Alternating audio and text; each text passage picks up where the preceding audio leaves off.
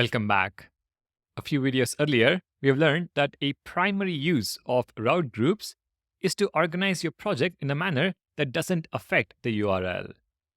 We saw route groups in action with the auth folder, which groups forgot password, login, and register routes without affecting the URL.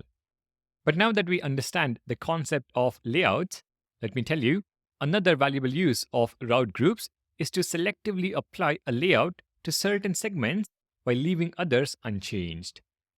Let me explain with an example. Within the auth folder, I'm going to create a new folder named with auth layout. I will move the login and register folders into this new folder.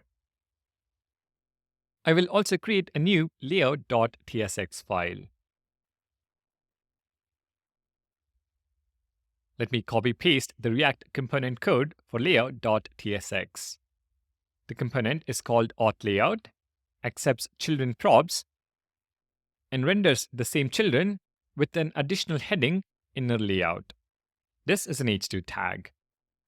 But what we will also do is make with authLayout into a route group. So rename, and we add parentheses. Now, back in the browser, when we navigate to /login, we see the layout from the with auth layout folder. We have the inner layout H2 and the login page replacing the children props. Same is the case with register as well. However, if we navigate to /forgot password, there are no layouts.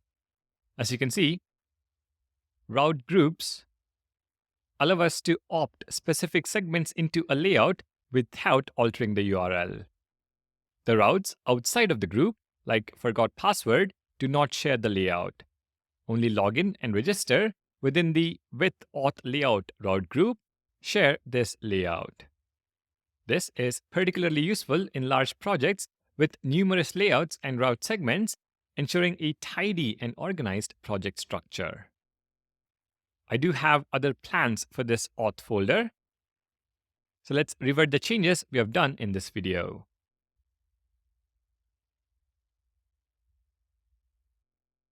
Alright, thank you for watching. Please do consider subscribing to the channel, and I'll see you in the next video.